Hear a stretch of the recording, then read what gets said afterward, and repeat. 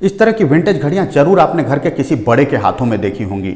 Homemade घड़ियों का वो ब्रांड जिसने 3 दशक से भी ज़्यादा समय तक इंडियन वॉच मार्केट पर राज किया। बड़ी खूबसूरत टैग लाइन थी, time keepers to the nation. ये घड़ियां महज एक स्टाइल आइकॉन और स्टेटस सिंबल नहीं थी, बल्कि लोगों की इससे भावनाएं जुड़ी हुई थी। जी हाँ, आप लोगों में से कुछ लोगों का अनुमान बिल्कुल सही है, हम बात कर रहे हैं HMT वॉचेस की। एक दौर था जब HMT वॉचेस की मार्केट में मोनोपोली थी और 90% मार्केट शेयर के साथ HMT घड़ियों के बाजार पर राज किया करता था। पर ऐसा क्या हुआ कि एक समय का इतना पॉपुलर और आइकॉनिक ब्रांड और एक प्रॉफिटेबल PSU अचानक से गायब हो गया। नमस्कार दोस्तों, मैं हूं आशीष त्रिपाठी। द किस्सेबाज में एक बार आप लोगों का फिर से स्वागत है।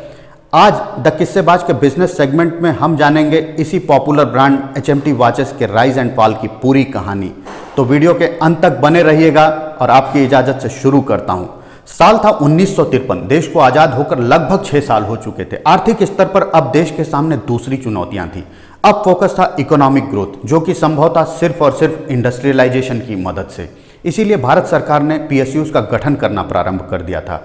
और इसी क्रम में साल 1953 में भारत सरकार ने कर्नाटक राज्य के बेंगलुरु शहर में हिंदुस्तान मशीन टूल्स नाम से एक PSU का गठन किया, जिसे हम आज की डेट में HMT के नाम से जानते हैं।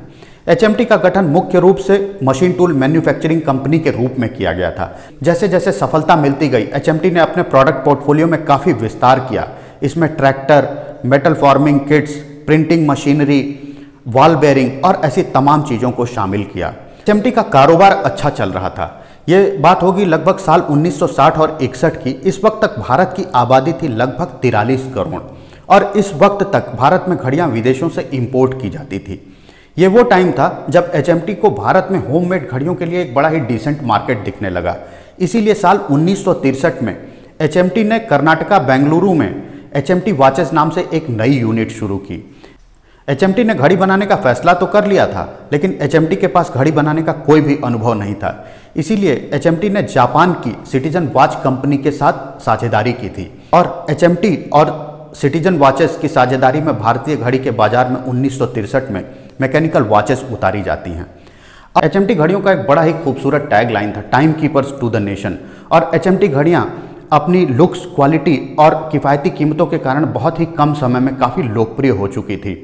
HMT ब्रांड सोफिस्टिकेशन और एक्सेसिबिलिटी का एक बेहतरीन मेल था और साल 1970 का दशक आते आते HMT घड़ी का एक आइकॉनिक ब्रांड बन चुका था। साथ ही साथ होममेड होने के कारण लोगों की इससे भावनाएं भी जुड़ी थी और एक दौर था जब कोई भी इंपॉर्टेंट फंक्शन, चाहे वह शादी हो, विदाई हो, बर्थडे हो, उसमें HMT घड़ियां एक पसंदीदा उपहार बन चुकी थी। साल 1973 में इकोनॉमिक रिफॉर्म के चलते भारत सरकार ने फेरा, फॉरेन एक्सचेंज रेगुलेशन एक्ट नाम से नया कानून पास किया। इसके तहत विदेशी ब्रांड्स को भारत में व्यापार करने के लिए कड़े नियम थे। उन्हें अपना 60% तक स्टेक देना पड़ता था, जिसकी वजह से कोई भी विदेशी कंपनी अब तक भारत में नहीं थी और HMT को इसका भरपूर फायदा मिला। HMT के सामने कोई भी विदेशी कॉम्पिटिटर नहीं था। घड़ी की मांग में निरंतर वृद्धि को देखते हुए HMT वॉचेस ने साल 1978 में कर्नाटक के तुमकुरू शहर में और साल 1985 में उत्तराखंड के रानीबाग में घड़ी की नई मैन्युफैक्चरिंग यूनिट्स भी स्टार्ट की। समय HMT घड़ियों के पक्ष में था। HMT ने अपने ऑपरेशंस और टेक्नोलॉजिकल अपग्रेडेशन पर भी काफ़ी ध्यान दिया। ये वो दौर था जब मैकेनिकल वॉचेस की दुनिया में HMT का एक छत्र राज्य था। आने वाला समय ऑटोमेटिक क्वार्ट्ज घड़ियों का था और HMT भी इस बात को बखूबी जानता था। इसीलिए साल 1981 में एक्यूरेसी और लो मेंटेनेंस को ध्यान में रखते हुए HMT ने ऑटोमेटिक क्वार्ट्ज घड़ियां लॉन्च की। लेकिन शायद भारतीय ग्राहक अभी महंगी घड़ियों के लिए मानसिक रूप से तैयार नहीं था।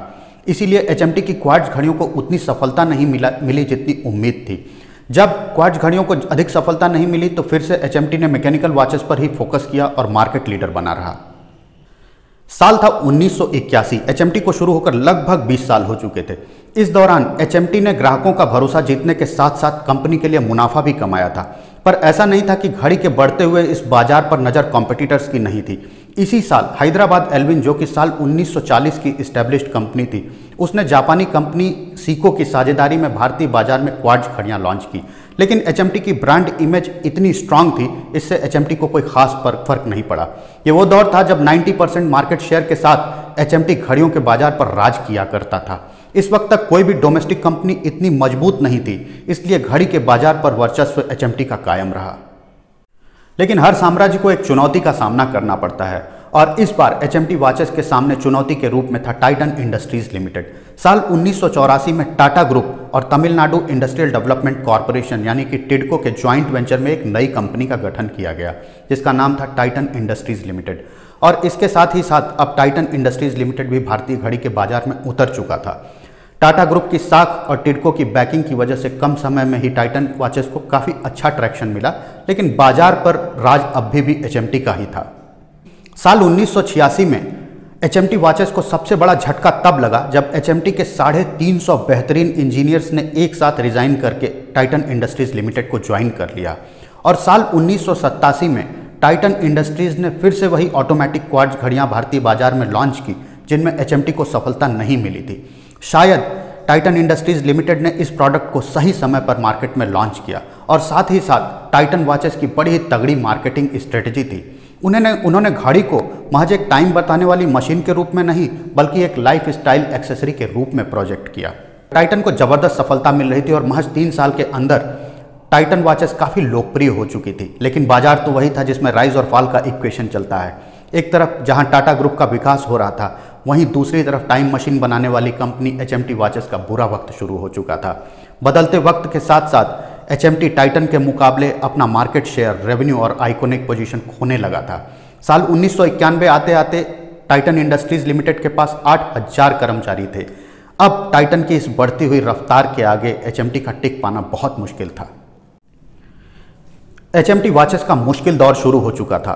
फाइनेंशियल ईयर 2000-2001 में HMT वॉचेस ने 59 करोड़ का घाटा फाइल किया था, जो कि साल 2012-13 के आते आते 242 करोड़ रुपए में तब्दील हो चुका था। वहीं कंपनी का सेल्स रेवेन्यू 108 करोड़ रुपए से घटकर 11 करोड़ रुपए तक आ चुका था। बढ़ते हुए इस घाटे के मद्देनजर भारत सरकार ने साल 2016 में HMT वॉचेस को बंद करने का फैसला किया। यह तो थी पूरी कहानी एक आइकॉनिक और पॉपुलर ब्रांड के मार्केट से गायब हो जाने की। लेकिन यहाँ पर सबसे बड़ा सवाल ये उठता है कि चूक कहाँ पर हुई कि HMT वॉचेस के जैसा एक पॉपुलर ब्रांड मार्केट से पूरी तरह से गायब हो गया। इसके 2 इंपॉर्टेंट रीजंस हैं। पहला, कंपटीशन।